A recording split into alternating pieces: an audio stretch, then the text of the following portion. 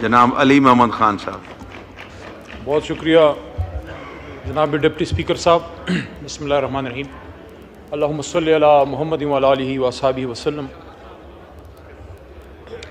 कुछ अशार है मेरे टूटे फूटे, सियासी तहरीकों का हिस्सा बन के कुछ ना कुछ जहन में आ ही जाता है, ख़ासकर जब आप जेल काट के निकलते हैं। ये जमहूरियत का बाज़ार है साहिब, ये जमहूरियत का बाज़ार है साहिब।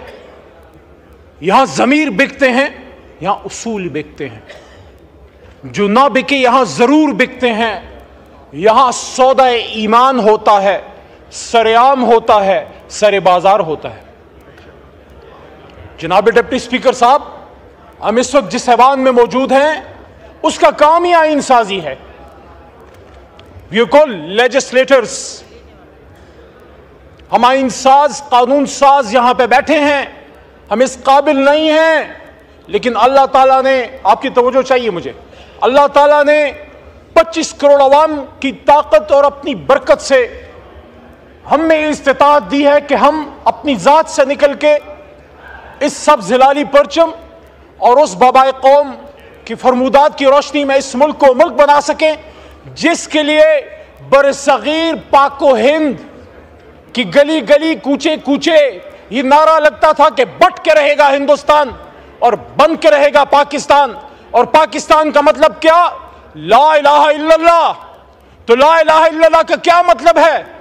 जनाबे डिप्टी स्पीकर साहब, आईन की ये किताबें जो हैं ये पाकिस्तान चलाने के लिए एक मुकद्दस डॉक्यूमेंट जरूर है, लेकिन सिर्फ एक किताब में तब्दीली नहीं हो सकती, वो कुरान अजीम शान है। इस केस चल रहा था, मेरे उस्ताद मोहतरम जो शहीद हो गए, लतीफ अफरीदी लाला, जो पख्तूनों की शान थे, उस भुट्टो रेफरेंस केस में वो अमायकस थे और मैं उनके साथ 2011 से सुप्रीम कोर्ट आता था। भुट्टो साहब के उस केस में मैं उनके साथ वहां सुप्रीम कोर्ट में आता था। हमारे सामने वो केस चला, लेकिन फिर नहीं पूरा हो सका। लेकिन मैं अप्रिशिएट करता हूं आज की सुप्रीम कोर्ट को और जज साहिबान को, मंसूर साहब और उनके साथ जितने साथी उनके जजेस हैं, कि आज इंसाफ करने की कोशिश की गई। 50 साल बाद के भुट्टो साहब का रेफरेंस जो है उसका फैसला किया गया कि वो फैसला गलत था, लेकिन मैं तो उस वक्त ऐवान में नहीं था, मैं तो इस ऐवान से बाहर था और मैंने यहां पे खड़े होके मौजूदा वजीर आजम शहबाज शरीफ साहब के सामने ये बात रखी कि जब साबिक वजीर आजम जनाब इमरान खान साहब पे जानी हमला वजीराबाद में हुआ, आपका सियासी इख्तिलाफ होगा, लेकिन क्या आपका फर्ज नहीं था बतौर वजीर आजम पाकिस्तान कि बहुत हो गया, लियाकत अली खान साहब, भुट्टो साहब, बेनजीर साहिबा और बहुत से, हम ये नहीं होने देंगे और वज़ीर आज़म को शहीद नहीं होने देंगे। इमरान खान तो गोली खा के, आपने कहा कि 18 अक्टूबर को आपके कारकुन बेनजीर साहिबा के ट्रक पे वो गए और उन्हें कोशिश की कि अपने लीडर को बचा सकें। उन लोगों का भी पता करें जो बेनजीर साहिबा को तड़पता हुआ छोड़ के कहीं और निकल गए। लेकिन उसी तरह जब वजीराबाद में इमरान खान साहब पे हमला हुआ, हमारे कारकुन भी लपके उस कंटेनर की तरफ और वो मर्द बहरान जब बाहर निकला तो उसने इसी तरह हाथ उठाया हुआ था, बदन पे गोलियां खा के। इमरान खान डरा नहीं था, झुका नहीं था, खून निकल रहा था बदन से, लेकिन हाथ मुक्का बुलंद था इस्लाम के दुश्मनों, पाकिस्तान के दुश्मनों के खिलाफ, आपके खिलाफ नहीं। यहां पे मेरा एक छोटा भाई है, उसने कल फलस्तीन के हवाले से इमरान खान साहब के बारे में बात की। जनाब डिप्टी स्पीकर साहब, वो उस वक्त ऐवान का हिस्सा नहीं थे जब यहां हमने 2 OIC कॉन्फ्रेंसेस की। यहां पे शंघाई कोऑपरेशन ऑर्गेनाइजेशन का इजलास हुआ, कामयाब हुआ। ये कामयाबी सिर्फ आपकी नहीं, हमारी भी है। ये कामयाबी रियासत पाकिस्तान, हुकूमत पाकिस्तान, अवाम पाकिस्तान की है। इसीलिए हमने 15 अक्टूबर का अपना एहतजाज मौखर किया कि कोई ये ना कहे बाहर के आने वाले मेहमान कि ये तो आपस में मुश्तरक गिरबान हैं, ये हमारे साथ क्या ताउन करेंगे। लेकिन हम वो बयान नहीं भूले जनाब, जब साबिक वजीर खारजा बिलावल साहब जब उस अपोजिशन में थे और जब यही सूरत हाल थी अपोजिशन और हुकूमत के बीच में, और उन्होंने ये बात की, हमें बड़ा लोग कहते हैं SCO पे आप एहतजाज की बात करते थे। बिलावल साहब ऑन रिकॉर्ड है जब उन्होंने कहा था कि हम इस ऐवान में बैठेंगे और हम देखते हैं कि हाँ वो ऐसी कैसे होती है, लेकिन हमने समझा, हमने उसको दरगुजर किया या हमने उसको नजरअंदाज किया कि जज्बात में एक बात की एक नौजवान लीडर ने। लेकिन आज जब मेरे साबिक वजीर आजम मेरे लीडर पे बात होती है, उसके फलस्तीन कॉज से कमिटमेंट पे बात होती है, तो इसी ऐवान में साबिक वजीर आजम इमरान खान ने यहाँ पे तकरीर करते हुए, जब उम्मत मुस्लिमा की लीडरशिप यहाँ पे बैठी हुई थी, उन्होंने कहा, उम्मत मुस्लिमा की मुर्दा लीडरशिप को कहा कि आओ खड़े हो जाओ, आओ एक इस्लामिक ब्लॉक बनाते हैं फलस्तीन के लिए, कश्मीर के लिए और उम्मत मुस्लिमा के लिए। कहाँ थे आप जो आज सवाल करते हैं? और उस वक्त आप कहाँ थे जब ये आदमी जिसको आपने 450 450 दिनों से जेल में डाला है, जिससे आप हमें मुलाकात नहीं करने देते, पूरा निजाम एक शख्स की एक स्टेटमेंट से डरा हुआ है, पूरा निजाम एक शख्स की तरफ देख रहा है कि इमरान खान क्या कहेगा।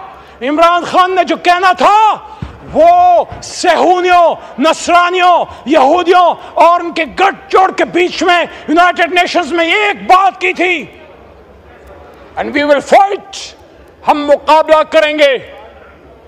और ये बात बनी गाला इमरान खान साहब को मैंने जनाब डिप्टी स्पीकर साहब 2022 में रेजीम चेंज के बाद की कि खान साहब ये बात ठीक है कि आजाद खारजा पॉलिसी, रूस से ताल्लुकात और एब्सोल्युटली नॉट बड़ी वजूहात हैं आपकी हुकूमत खत्म करने की, लेकिन मेरे ख्याल में सबसे जो बड़ी वजह है वो ये है कि जब आपने सेहूनियों, इसराइल के जरखरीदों के बीच में यूनाइटेड नेशंस में उम्मत मुस्लिमा को इकट्ठा करने और या कनाबल या कनस्ताईद और मदनी रियासत की बात की, तो उस वक्त उनके कान खड़े हो गए कि इस आदमी को वैसे ही मिसाल बनाना है। जब जब उम्मत मुस्लिमा से कोई लीडर खड़ा होता है, यह आपका मेरा मुश्तरका दर्द है मेरे भाइयों और बहनों, यह आपका मेरा मुश्तरका दर्द है।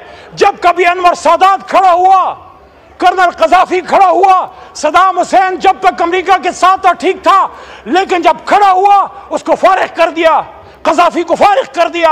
शाह फैसल शहीद ने जब तेल बंद किया अरब इसराइल जंग में, जब उसने फलस्तीनियों का साथ दिया, उसको किससे मरवाया? शहीद कर दिया। सदाम हुसैन को बड़ी ईद के दिन फांसी देना एक मैसेज था उम्मत मुस्लिमा को। वो जियाउल हक साहब जो पाकिस्तान के लिए एक किरदार उन्होंने अदा किया, लेकिन जब इस रूस टूटा और उसके बाद उस आदमी ने यह कहा कि अब हम सेंट्रल एशिया में इस्लाम का परचम लहराएंगे, उसके बाद अमेरिका ने क्या कहा कि नहीं ये हमारा एजेंडा नहीं है, तो उन्होंने नहीं छोड़ा, चाहे सियासी है चाहे गैर सियासी है। जिसने उम्मत मुस्लिमा की बात की है उसको मार के छोड़ा। भुट्टो ने जब न्यूक्लियर एसेट्स पे कॉम्प्रोमाइज नहीं किया और रद्द कादियानियत पे दस्तखत कर दिया, उसने खुद कहा था मुझे पता है मैं अपने डेथ वारंट पे दस्तखत कर रहा हूं, तो उन्होंने नहीं छोड़ा। होश के ना खुल लो, होश के ना खुल लो। जब भी वक्त का कोई लीडर पैदा होगा उम्मत मुस्लिमा में चैलेंज करेगा। जब टीपू सुल्तान पैदा होगा वो कहीं ना कहीं से मीर जाफर लाके, मीर सादिक लाके पीठ से वार करेंगे। यही इमरान खान के साथ हुआ, लेकिन वो खुशकिस्मत है अल्लाह ने उसकी जिंदगी लिखी थी, वरना वजीराबाद में मुल्क के दुश्मन, इस्लाम के दुश्मन, पाकिस्तान के दुश्मन अपना काम कर गए थे। तो मेरे दोस्तों, आप आईन साजी कीजिए, लेकिन लोगों के सरों से दुपट्टे छीन के नहीं। आप आईन साजी कीजिए, लेकिन फयाज हमारे एमएनए हैं, आपके भी बच्चे होंगे, आपके भी बेटे होंगे। फयाज साहब के बेटे का उसके बदन का गोश्त पलासों से खींच के उसकी मां को उसकी चीखें सुनाई गई और कहा गया अब बोलो अपने बाप को, अब बोलो अपने खावन को कि वो अपना वोट हमें देता है नहीं देता, तरमीम के हक में देता है नहीं देता। ये कैसी आईनी तरमीम है जिसमें हमें उसको अगवा करना पड़ रहा है? ये कैसी आईनी तरमीम है जिसमें सादुल्ला बलोच, वो कश्मीर में तो नहीं रहता, मकबूजा कश्मीर में, सादुल्ला बलोच जो एमएनए है हमारे इस मोअज़्ज़ज़ ऐवान का, वो फलस्तीन में तो नहीं रहता, वो गाजा का बाशिंदा नहीं है, वो पाकिस्तान का और पाकिस्तान के दिल पंजाब का बाशिंदा है। उसकी वाइफ, उसकी बेटी और उनकी खाला को उठा लिया गया और थ्रेट किया गया कि आओ वोट करो इन तरामीम के हक में, वरना आपके साथ ये और ये किया जाएगा। ये आपकी तरामीम है। आप सवाल करो बिलावल साहब से, मियां नवाज शरीफ साहब से सवाल करें कि क्या ये सब आपकी मर्जी से हो रहा है? राज साहब, ये काफी नहीं है, ये काफी नहीं है क्या आप ये कहें कि हम नहीं कर रहे? हो सकता है आप ना कर रहे हो, लेकिन हुकूमत आपकी है, हुकूमत मुस्लिम लीग नून की है, सदर पाकिस्तान पीपल्स पार्टी का है। बड़ा अजीब लगता है, बड़ा अजीब लगता है आईन बनाने वाली जमात जो अपने आप को आईन बनाने की दावेदार कहती है और वोट को इज्जत दो की नंबरदार मुस्लिम लीग नून, आपके दौर में आईन के साथ, बुनियादी इंसानी हकूक के साथ ये खिलवाड़ हो रहा है। आप मुझे बताएं, क्या आप पाकिस्तान की तारीख के सामने सुर्खरू होंगे? आज जो सुप्रीम कोर्ट पे हमला है, आज जो जनाब डिप्टी स्पीकर साहब तवज्जो कीजिए, आज जो चीफ जस्टिस ऑफ पाकिस्तान पे हमला है, ये तो वही चीफ जस्टिस की कुर्सी है। बड़ा शहीद बीबी की बात करते हैं, सिर्फ कुर्बानियों को हमने कैश नहीं करना, उनके कुर्बानियों का जो माखज है, उसका जो असल है, उस पर अमल करना है। शहीद बीबी ने अपनी शहादत से पहले कहा था, अपने चीफ जस्टिस के घर पे पाकिस्तान का झंडा लहराऊंगी। मियां साहब खुद निकले थे, लॉन्ग मार्च किया था चीफ जस्टिस साहब के लिए और सुप्रीम कोर्ट के लिए। काजी हुसैन अहमद साहब ने कुर्बानी दी और हमारे लीडर इमरान खान साहब ने जेल काटी आजाद सुप्रीम कोर्ट के लिए। तो जनाब डिप्टी स्पीकर साहब, जब इतनी कुर्बानियों से हमने अपने सुप्रीम कोर्ट को मजबूत किया, चीफ जस्टिस को तवाना किया, उसकी कुर्सी को तगड़ा किया, आप फिर क्यों अपनी बातों से पीछे हट रहे हैं? आप क्यों फिर सुप्रीम कोर्ट पे हमलावर हो रहे हैं या अपना कंधा दे रहे हैं? सदर एक होता है, वजीर आजम एक होता है, आर्मी चीफ एक होता है, तो फिर चीफ जस्टिस दो क्यों? आपको ऐसी सुप्रीम कोर्ट क्यों चाहिए जो आपके सामने लेट जाए? आपको ऐसा काजी खुजात क्यों चाहिए जो आपके सामने हाथ जोड़ के खड़ा हो? आप अपनी आईनी तरामीम तो पढ़िए। मैं खुद इस पार्लियामेंट्री कमेटी का मेंबर हूं, 2018 से मेंबर हूं, उसमें 8 मेंबरान हैं, 4 हुकूमत के, 4 अपोजिशन के। जब आपने जनाब डिप्टी स्पीकर साहब, जब आपने ये कानून साजी की कोशिश कर रहे हैं कि पार्लियामेंट्री कमेटी ऑन जजेस में आप हुकूमत और अपोजिशन की तादाद में फर्क डाल के हुकूमत की तादाद बढ़ा रहे हैं, तो आप बेसिकली क्या कर रहे हैं? जो हुकूमती मेंबरान होंगे वो अपनी हुकूमत की लान टो करेंगे। आप बेसिकली चीफ जस्टिस को मुल्क के वजीर आजम, चाहे वो कोई भी हो, उसके आगे सबसर्विएंट कर रहे हैं। अगर वजीर आजम पाकिस्तान चीफ जस्टिस को नॉमिनेट करेगा तो इस्लाम का कॉन्सेप्ट है काजी अल सुल्तान, काजी सुल्तान के ऊपर ताकतवर होता है, वो हर किसी से पूछ सकता है। जब आप उसके तरीका इंतखाब को चेंज कर रहे हैं, आप बेसिकली कॉन्स्टिट्यूशन के ग्रुंडों को छेड़ रहे हैं, बुनियादों को छेड़ रहे हैं। हमारा आईन पाकिस्तान सेपरेशन ऑफ पावर्स के कॉन्सेप्ट पे मुश्तमिल है, आजाद अदलिया, आजाद मुकन्निना और आजाद इंतजामिया।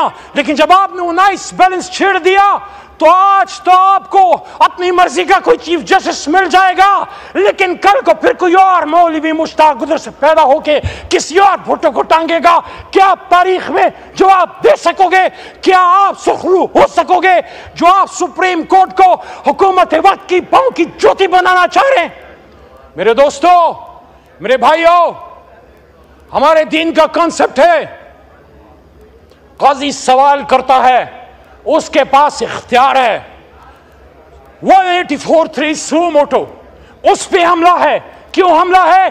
क्योंकि 8 फरवरी के इलेक्शन में जो डाका पड़ा, उस पे हमारी पिटीशन सुप्रीम कोर्ट में मौजूद है और उसको 184(3) के तहत चीफ जस्टिस जो भी आता है उठा सकता है। आप चाहते हैं कि जो भी नया चीफ जस्टिस आता है उसके आने से पहले ये इख्तियार ले लो और चीफ जस्टिस के अपॉइंटमेंट का इख्तियार चीफ जस्टिस ऑफ पाकिस्तान का वजीर आजम पाकिस्तान को दे दो। और साथ में आईनी कोर्ट, कौन सी आईनी कोर्ट, किस लिए आईनी कोर्ट, किस तरह की आईनी कोर्ट? आप मुझे बताइए, 2008 से 2013 तक आसिफ अली जरदारी साहब सदर पाकिस्तान नहीं थे? राजा साहब जब भी गुफ्तगू फरमा रहे थे, साबिक वज़ीर आज़म, आप वज़ीर आज़म नहीं थे। उसके बाद मियाँ साहब 13 से 18 तक वज़ीर आज़म नहीं थे। बीच में शाहिद खाकान साहब आ गए और उसके बाद 16 महीने फिर आप इकट्ठे थे। शहबाज शरीफ साहब वज़ीर आज़म, बिलावल साहब उनके साथ वज़ीर खारजा। तब तो आपको आईनी तरामीम का दौरा नहीं पड़ा, तब तो आपको बेनज़ीर भुट्टो साहिबा से अपनी कमिटमेंट याद नहीं आई, तब तो आपको भुट्टो साहब की कुर्बानी याद नहीं आई कि एक जज ने उनके साथ क्या किया। और जिस जज ने आपको इंसाफ दिया, इतनी तो मोहसिन कुछ ना बने, इतनी तो रवादारी, इतनी तो हया रखें कि जो शख्स 50 साल बाद आपको इंसाफ दे गया, आप उसके इंसाफ से इतना डरते हैं। क्यों? आपको अपनी मर्जी का इंसाफ चाहिए। 50 साल बाद अगर भुट्टो को इंसाफ मिल गया तो पिछले साल का इंसाफ नहीं होना चाहिए। और ये किसने कहा है कि जो आ रहा है वो किसी को इंसाफ देगा? इंसाफ तो रब करीम देगा। मैं आपसे ये कह रहा हूं, खुदारा आप आईनी तरमीम लाइए, हम उसके लिए बात करने के लिए तैयार है, लेकिन इस आवाज में लाइए, अंधेर कमरों में नहीं, किसी की मर्जी मंशा पे नहीं। रात के 1-2 बजे जब इस हुकूमत का बरएनाम लॉ मिनिस्टर मीडिया के सामने ये कहता है कि मुझे तो मुसव्विदा मिल गया, आप मुझे बताइए मुसव्विदा, आगा साहब मुसव्विदा कहां से आया? मेरी मालूमात के मुताबिक, मैं भी एक छोटा मोटा मिनिस्टर रहा हूं इस हुकूमतों में, मेरी मालूमात के मुताबिक लॉ मिनिस्टर जब कानून बनाता है वो कैबिनेट की अप्रूवल से, वज़ीर आज़म की मंशा से उसकी लॉ डिवीजन बनाती है। लॉ मिनिस्टर को कभी यह नहीं कहना पड़ता कि मुझे मुसव्विदा मिल गया। कहां से मिला मुसव्विदा? किसने बनाया मुसव्विदा? किसने भेजा मुसव्विदा? किस लिए भेजा मुसव्विदा? मैं पीपल्स पार्टी पे मेरा बड़ा सवाल है, क्योंकि जिससे तवक्को होती है उसी से सवाल होता है। आप कहते हैं हमने आईने पाकिस्तान बनाया, बिलावल साहब आज नहीं है, वरना मैं मोहतरम बिलावल साहब से पूछता कि और तो कोई करे तो करे, आपकी जमात, भुट्टो साहब की जमात कैसे आर्टिकल 8 में चेंज कर सकती है? फंडामेंटल राइट्स को कैसे आप चेंज कर सकते हैं? मिलिट्री कोर्ट्स के हक में कैसे आप बात कर सकते हैं? बुनियादी इंसानी हकूक में आप चेंज कैसे कर सकते हैं? मेरे भाइयों और दोस्तों, कुरान में अल्लाह फरमाते वामरहुम शूरा बैनहुम, और मोमिनीन को जब कोई मसला होता है तो आपस में शूरा करते हैं। ये शूरा को शूरायत का इख्तियार दो। जो इख्तियार नहीं दे रहा, छीनो अपना इख्तियार, यहां चीजें लाओ, यहां फैसला करो, यहां फैसला करोगे। हम वो मुसव्विदा इमरान खान के सामने लेके रख देंगे कि खान साहब ये कहीं से आया नहीं है, डिक्टेट नहीं हुआ, ये बुनियादी इंसानी हकूक के खिलाफ नहीं है, यह आपको मिलिट्री कोर्ट के हवाले करने के लिए नहीं है, ये पाकिस्तान में इंसाफ के लिए है, आइन को बेहतर करने के लिए। हम उनको कायल करेंगे, वो भी इंसाफ के नाम पे जमात बनाए बैठा है। लेकिन आज अगर यहां पे इस ऐवान में आप ऐसे कवानीन पास कर रहे हैं जिसके लिए कल आप तारीख के सामने शर्मसार होंगे कि आप भूल गए एक मुतलकुन ऐलान ने आप ही के लीडर को हथकड़ियां पहना के मुल्क से बाहर दरबदर किया। हाँ, मेरा लीडर दरबदर होने के लिए तैयार नहीं है, वो खड़ा है, वो डील नहीं ले रहा, वो कहता है मैं खड़ा हूं, मैं नहीं जाऊंगा, मुल्क छोड़ के नहीं जाऊंगा। लेकिन कुछ लोगों को छोड़ के जाना पड़ता है, कुछ गए हैं, मैं बुरा नहीं कहता, माजी में बहुत सी लीडरशिप जलावतन भी हुई है, लेकिन जो आपके साथ हुआ है आप वही गड़ा फिर खोद रहे हो। याद रखना, जो बोते हो वो काटोगे। आज जो करोगे, ये दुनिया मकाफात अमल की जगह है। आज आप इमरान खान साहब को टांगने के लिए, उनको मिलिट्री कोर्ट के हवाले करने के लिए किसी की ख्वाहिशात पूरी कर रहे हैं। ये आईनी तरामीम जिस तरीके से पास करने की कोशिश की जा रही है, अगवा करके, अबडक करके, खवातीन को उठा के, सिर्फ शरियार अफरीदी की वाइफ और उनकी बेटियां, उनको उठाना काफी नहीं था, जो आपने वो सिलसिला आज भी रखा। अगर आप इस तरीके से करेंगे तो मैं बसद एहतराम कहूंगा जनाब डिप्टी स्पीकर साहब कि ये आईनी तरामीम नहीं, ये गैर आईनी तरामीम है, ये गैर आईनी तरामीम है। आप खड़े हो जाएं और डिमांड करें, क्या वो बात करते हैं, लेकिन या हमसे बात कर लो या हमसे लड़ लो। ये कैसे हो सकता है कि दिन की रोशनी में तो स्पेशल कमेटी बैठे, वो उमर अयूब, साहबजादा हामिद रजा, बैरिस्टर गौहर या आमिर डोगर से बात करें, और रात की तारीकी में आप हमारी माँ बहनें उठा लें। याद रखना, इज्जत से ऊपर कोई चीज नहीं है। इज्जत पे हर्फ आएगी तो फिर आइन कानून पीछे रह जाएगा। इस मुल्क में बहुत बुरा हाल खुदा न खास्ता हो जाएगा।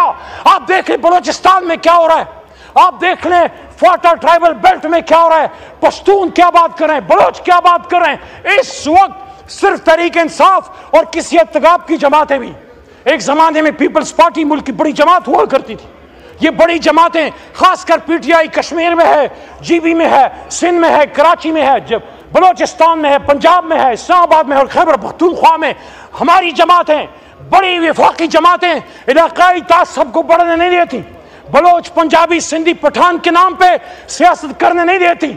ये जमातें नस्ल की इम्तियाज से ऊपर उठ के पाकिस्तानियत और जनाह के नाम पे सियासत करती हैं। जब आप इन बड़ी जमातों को कमजोर करोगे, इन लोगों को उठाओगे, उनको मारोगे, उनको बेइज्जत करोगे, आप इस मुल्क को उन लोगों, उन खतरनाक अफरीतों के हाथ में आप धकेल दोगे जो बलोचिस्तान में हमारे फौज को नहीं छोड़ रहे, जो खैबर पख्तूनख्वा में हमारी एफसी को नहीं छोड़ रहे, जो हमारे मजदूरों को नहीं छोड़ रहे। दुखी में जो हुआ बलोचिस्तान में 20 मजदूरों का क्या कसूर था, पंजाबी मजदूर का क्या कसूर है, पश्तून का क्या कसूर है जो मजदूरी के लिए बाहर गया है और उसकी घर की इज्जत ताराज हो रही है ट्राइबल बेल्ट में, या बलोच का क्या कसूर है।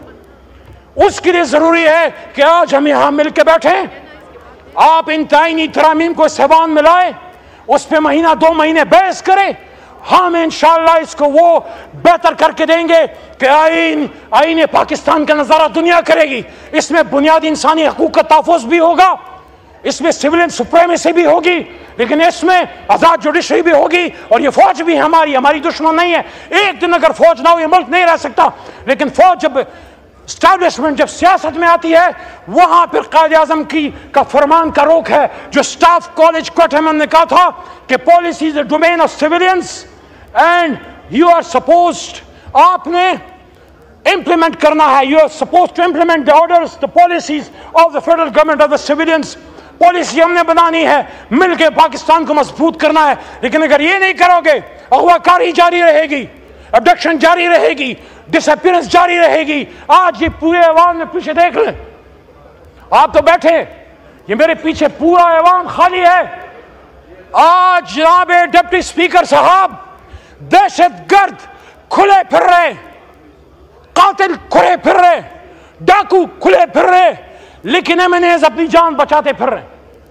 ये कुर्सियों पे आपके भाई बहन बैठा करते थे और फिर आएंगे इंशाअल्लाह। लेकिन आप सवाल तो कीजिए, ये क्या वजूहात हैं? अगर आईनी तरामीम इतनी अच्छी हैं, पाकिस्तान के लिए बेहतर हैं, तो उनको अगवा क्यों करना पड़ रहा है? उनके ज़मीर क्यों खरीदने पड़ रहे हैं? उनकी बेटियां क्यों उठानी पड़ रही हैं? उनके बच्चों के गोश्त को क्यों नोचा जा रहा है? ये आप किसी के बदन के गोश्त को नहीं नोच रहे, आप सियासत के इस मुर्दा ज़मीर बदन को मजीद तारीख कर रहे हैं। आप मत नोचने दो सियासत के इस चेहरे को, मजीद जितना नोच चुके वो काफी है, और शहादतें मत देने दो और पाकिस्तान को तबाह मत होने दो। आखिरी बात, ए चांद यहां ना निकला कर, यहां उल्टी गंगा बहती है।